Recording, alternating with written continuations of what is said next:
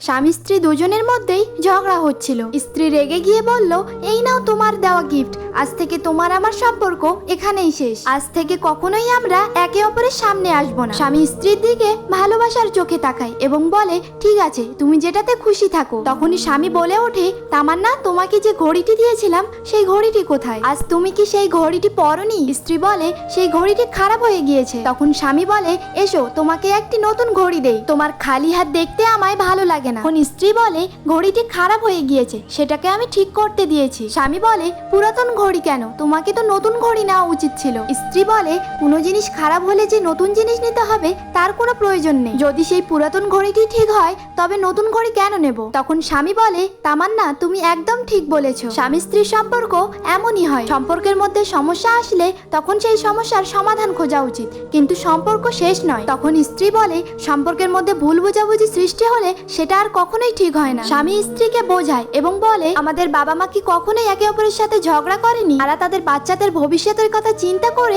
একে অপরকে কত বুঝিয়েছে, কতবার ক্ষমা করেছে। স্বামী আরো বলে, তামান্না, আমাদের একে অপরকে বোঝা উচিত, দেখবে একদিন আমরা একে অপরের সাথে কতই না খুশি থাকবো। স্বামীর কথা শুনে স্ত্রী নিজের সিদ্ধান্ত বদলে নেয়। বন্ধুরা, আপনারাই বলুন, স্বামী স্ত্রী একে অপরকে বোঝা উচিত না বোঝা উচিত নয়?